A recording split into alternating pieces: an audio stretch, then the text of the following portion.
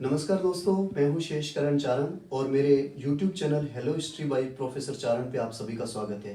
दोस्तों, मैं आज आपको GPSC यानी कि गुजरात पब्लिक सर्विस कमीशन की जो परीक्षा है उसमें आप असिस्टेंट प्रोफेसर कैसे बन सकते हो इसकी आपको जानकारी दे रहा हूं। इस परीक्षा के लिए आप GPSC में क्या पढ़ सकते हो, इसका सिलेबस क्या होगा, आपको ये सोर्स कहाँ से मिलेंगे और परीक्षा का पैटर्न जो है वो भी मैं आपको सारा शेयर कर रहा हूँ। इसके हिसाब से आप समझना और असिस्टेंट प्रोफेसर बनने के लिए GPSC के थ्रू आप अपनी सारी जितनी भी आपके क्वेश्चंस आंसर होंगे, क्वेश्चन जो है वो सब आपके डाउट इसमें क्लियर होते जाएंगे। तो सबसे पहले मैं आज आपको बताता हूँ कि GPSC में असिस्टेंट प्रोफेसर बनने के लिए परीक्षा का पैटर्न क्या है, क्योंकि यही सबसे ज़्यादा महत्वपूर्ण है। मेरे गुजरात के जो विद्यार्थी हैं, मेरे सारे दोस्त हैं और गुजरात के बाहर के जितने भी दोस्त हैं, उन सबके लिए ये सबसे ज़्यादा जानना जरूरी है कि किस तरीके से परीक्षा का पैटर्न होता है। इससे पहले दोस्तों मैं आपको बता देता हूं कि परीक्षा दे कौन सकते हैं। याद रखना, जिनके पास PhD की डिग्री हो, जिनके नेट JRF की हुई हो, नेट या JRF कोई भी चलेगी। इसके अलावा जिनका सेट एग्जाम, और वो भी सिर्फ गुजरात स्टेट एलिजिबिलिटी टेस्ट जिनका क्लियर है, गुजरात वाले वो दे सकते हैं। बाकी किसी और स्टेट का जिनका सेट एग्जाम क्लियर है और उनके पास अगर PhD और नेट नहीं है तो वो इस एग्जाम के लिए क्वालिफाई नहीं है। तो ध्यान रखना, PhD, नेट या सेट, और सेट में सिर्फ गुजरात का सेट होना चाहिए, तो ये लोग इस परीक्षा के लिए अप्लाई कर सकते हैं, एलिजिबल हो सकते हैं। अब आता है, मैं आपको इस परीक्षा का पैटर्न समझाता हूं। समझिए दोस्तों कि पैटर्न क्या है परीक्षा का, ये सबसे ज्यादा जानना जरूरी है। परीक्षा 2 स्टेप में होगी।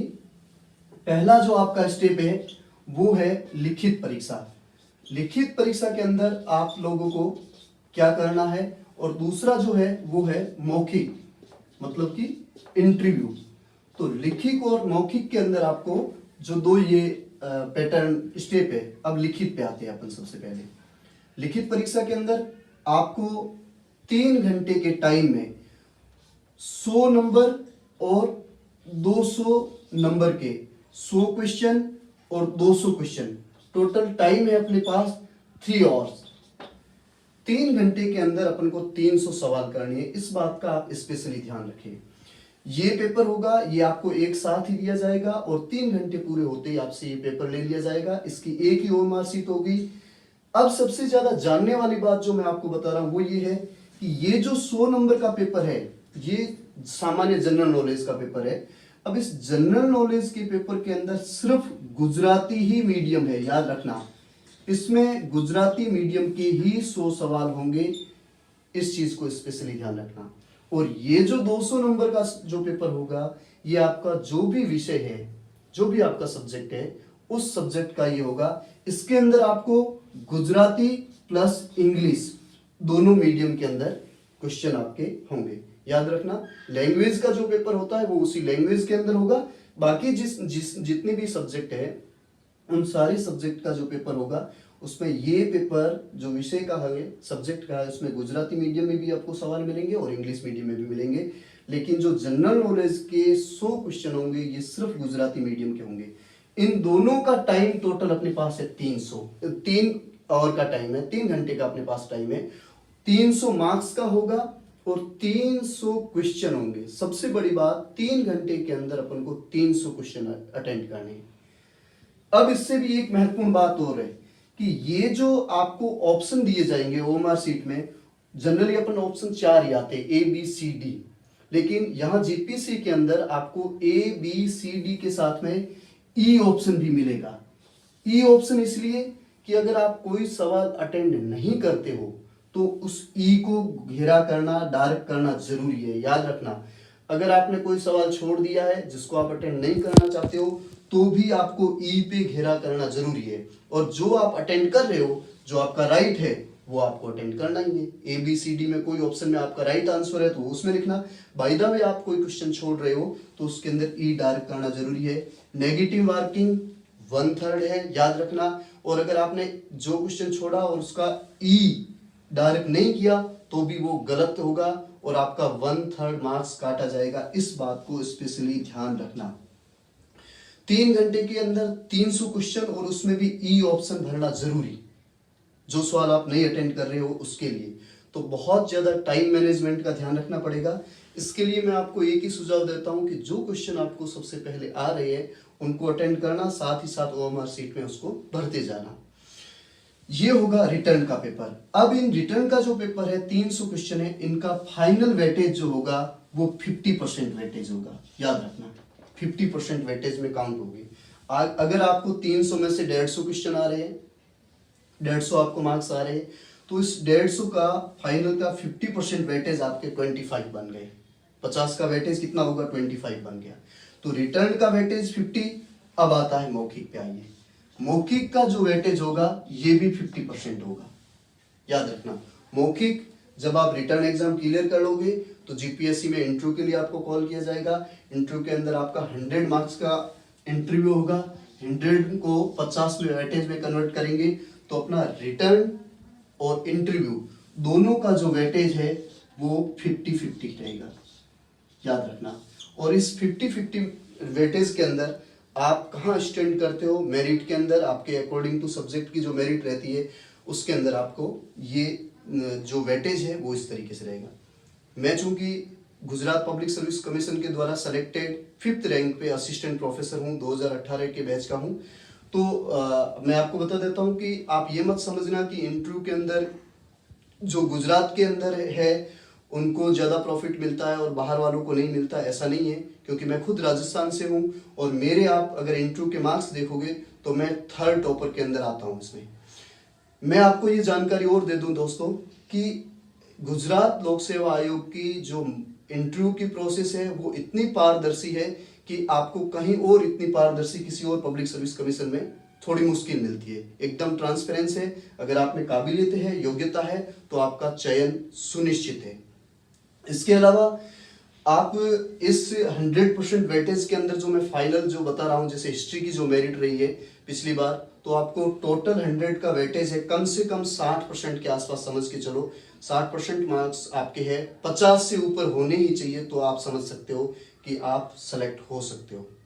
दूसरी बात, आउट ऑफ स्टेट के कैंडिडेट जितने भी यहाँ पे अप्लाई कर रहे हैं वो यहाँ पर जनरल कैटेगरी में काउंट होंगे। वहां पर आप कोई कैटेगरी हो, लेकिन गुजरात के अंदर आप आके एग्जाम दे रहे हो तो आप जनरल कैटेगरी में काउंट होंगे। इस चीज का स्पेशली ध्यान रखें।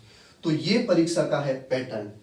मैंने आपको बता दिया कैसे क्वेश्चन आएंगे, टाइम क्या है, नेगेटिव मार्किंग का, और इसका जो इंटरव्यू का होगा उसका पैटर्न आपको इस तरीके से है। ये अपनी जीपीएससी असिस्टेंट प्रोफेसर के लिए परीक्षा का पैटर्न। अब आता है इसका सिलेबस क्या है, तो मैं आपको बता देता हूं कि 2 स्टेप में एग्जाम है।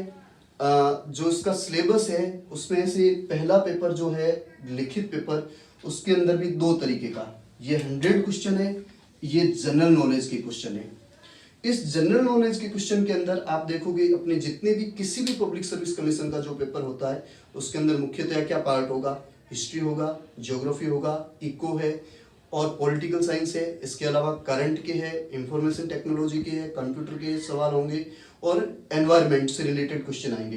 तो इसके अंदर मैं आपको ये बता रहा हूँ कि जो ये सिलेबस है जो जनरल नॉलेज का, स्पेशली ये वाला पार्ट 100 नंबर के क्वेश्चन जो है उसमें आपको कहाँ से क्या पढ़ना है। तो दूसरा अपने पास जो अपना स्टेप है पैटर्न के बाद होता है सिलेबस।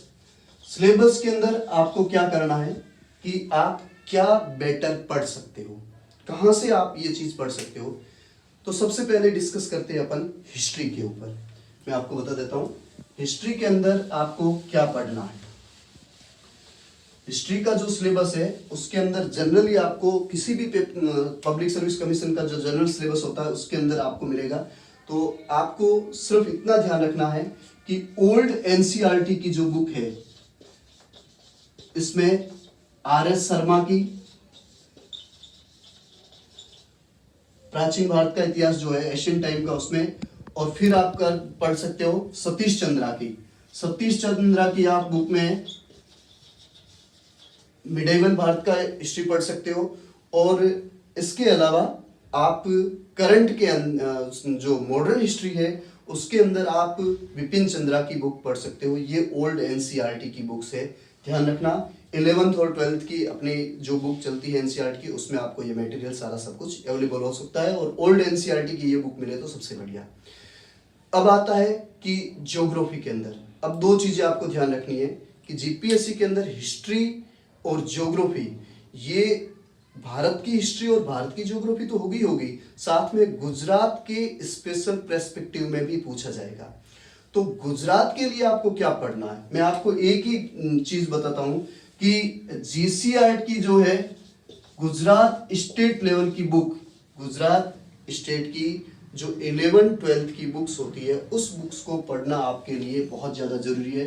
बाकी किसी भी रेफरेंस बुक को जो मार्केट में मटेरियल अवेलेबल है, किसी को भी पढ़ना जरूरी नहीं है, क्योंकि finally ultimate Gujarat state level की जो बुक्स है उसी के ऊपर आंसर की जारी की जाती है और उसी के अंदर जो जवाब है वही फाइनल माना जाता है।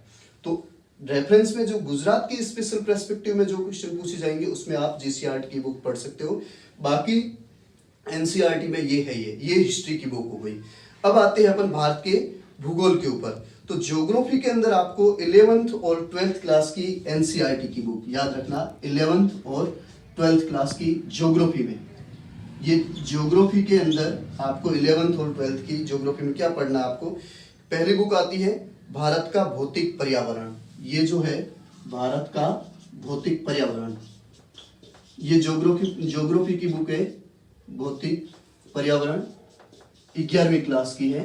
दूसरा आता है 12th क्लास के अंदर ज्योग्राफी की 2 बुक है, इसके अंदर आप पढ़ सकते हो भारत के लोग और अर्थव्यवस्था, ध्यान रखना, और दूसरा है मानव भूगोल के मूल सिद्धांत। ये 2 बुक्स जो 12th क्लास की है वो आपको पढ़नी है। ज्योग्राफी को हो गया, हिस्ट्री को हो गया। अब आते हैं अर्थशास्त्र के अंदर, इकोनॉमी के अंदर। इकोनॉमी के अंदर 11वीं की एनसीईआरटी की जो बुक होती है भारत की अर्थव्यवस्था और भारत की अर्थव्यवस्था का विकास, और दूसरी जो बुक है 12th क्लास की वो है माइक्रो इकोनॉमी और मैक्रो इकोनॉमी। ये 11th और 12th की सेम इको के अंदर भी आपको यही बुक पढ़नी है जो आपको एनसीईआरटी की बुक दे रखी है उसके साथ। तीसरा आता है भारत का संविधान, जो भारत का संविधान है उसके अंदर आपको सिर्फ एम लक्ष्मीकांत की जो बुक है इंडियन पॉलिटी वो ही पढ़नी है, सफिशिएंट है, मोर देन सफिशिएंट है। इसके अलावा आप देखोगे भारत का सांस्कृतिक विरासत, सांस्कृतिक विकास और गुजरात का सांस्कृतिक विरासत और सांस्कृतिक विकास, उसमें भी ये एनसीईआरटी की बुक्स हो गई है। तो इसके अलावा आपको और बुक्स पढ़ने की जरूरत नहीं है। अब आता है पार्ट अपना सीधा सा कि कंप्यूटर से रिलेटेड, सामान्य विज्ञान से रिलेटेड, सूचना तकनीकी से रिलेटेड और पर्यावरण। वैसे तो आप कोई भी रिकमेंडेड बुक्स होती है वो पढ़ सकते हो, लेकिन मैं आपको सलाह देता हूँ कि लुसेंट के अंदर जितना जो टॉपिक दे रखा है इतना पढ़ लोगे तो ये ही बहुत ज़्यादा है, किसी और में पढ़ने की जरूरत नहीं है इस परीक्षा के लिए। तीसरा आता है सबसे ज़्यादा जो फाइनल चीज़ है करंट का, समसामयिकी का, तो आप किसी से भी पढ़ सकते हो। तो ये इसके अलावा आपको 5 क्वेश्चन जो सामान्य मानसिक योग्यता के क्वेश्चन होते हैं जो जनरली अपन हर परीक्षा से पहले अपन पढ़ती है, तो उसके ऊपर आपको इतना टाइम खर्च करने की जरूरत नहीं है। आपको नॉर्मली 10th क्लास के लेवल के आएंगे तो आपको पढ़ने हैं। ये इसका परीक्षा का सिलेबस रहेगा। अब इसके अंदर जो 200 मार्क्स का होगा ये आपके रिलेटेड बुक्स का, रिलेटेड सब्जेक्ट का होगा। अब जैसे आपको, मैं हिस्ट्री से असिस्टेंट प्रोफेसर हूँ, तो हिस्ट्री के अंदर जितने भी 200 नंबर के क्वेश्चन होंगे वो क्या होंगे और उसके लिए आपको क्या पढ़ना है, तो मैं आपको बता दूं कि हिस्ट्री की जो मेथोडोलॉजी है उसकी बुक्स पढ़नी है आपको, और इसके अलावा हिस्ट्री के लिए सारी डिटेल्स बुक, क्योंकि अब आप पढ़ाने जा रहे हो कॉलेज और यूनिवर्सिटी के अंदर, तो आपको सारा डिटेल पता होना चाहिए। जैसे मैं आपको बता देता हूँ कि एशियंट हिस्ट्री के लिए पढ़ने के लिए आप के.सी. श्रीवास्तव पढ़ लो, इनफ, जरूरी है, पढ़नी भी है। मिडाइवल के लिए आप H.C. वर्मा की बुक पढ़ो, क्योंकि मैंने ये पढ़ी है इसलिए मैं आपको ये सारी चीजें बता रहा हूँ।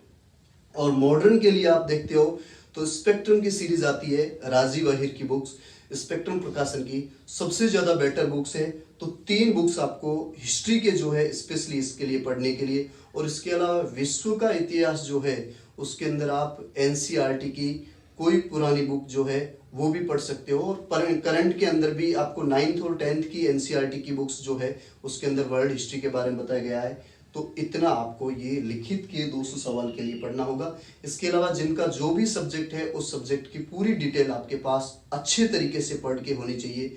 जो भी वैल्यूएबल बुक्स हो, जो भी ऑथेंटिक बुक्स हो उसके तहत। इतिहास का चूंकि मैं असिस्टेंट प्रोफेसर हूँ इसलिए मैंने आपको बताया है। अब आता है अपना लास्ट में कि ये परीक्षा कब होगी, कैसे होगी। तो दोस्तों मैं बता देता हूँ आपको, ये परीक्षा लास्ट 3 साल से अपन देखते हैं तो हर साल हो रही है। पिछली बार को मतलब इस साल गए साल में कोरोना की महामारी के कारण परीक्षा पोस्टपोन हो गई थी, लेकिन हर साल परीक्षा आती है। इस बार की परीक्षा जो है वो लगभग मई जून के सेकेंड वीक के अंदर इसकी परीक्षा होने जा रही है। और नेक्स्ट वैकेंसी सितंबर अक्टूबर के आसपास 100% आएगी। गुजरात की वेबसाइट देखते रहिएगा और इनसे भी वेबसाइट के अंदर आपको सारी ये जानकारी मिलती जाएगी। साथ ही साथ मैं आपसे निवेदन करता हूँ कि मेरा यूट्यूब चैनल जो है हेलो हिस्ट्री बाय प्रोफेसर चारण, इसके ऊपर आपको हर एक हिस्ट्री की सीरीज जो बहुत जल्दी आपको मिलने वाली है, जिसके अंदर आप जो सिलेबस के अकॉर्डिंग जितना भी दे रखा है उसकी आपको प्रिपरेशन करने में बहुत ज़्यादा मदद मिलेगी। ऑथेंटिक जानकारी भी आपको इसके साथ साथ मिलती जाएगी। और आपको इसके अलावा जो भी अपने सवाल जवाब सुझाव हो तो आप मेरे YouTube चैनल पे देख सकते हो। तो याद रखना मित्रों, मेरा YouTube channel hello history by professor Charan subscribe करना, लाइक करना एंड शेयर करना। जीपीएससी और किसी भी कॉम्पिटिटिव एग्जाम के लिए आपके बहुत ज़्यादा सहायक सिद्ध होगा। थैंक यू, नमस्कार।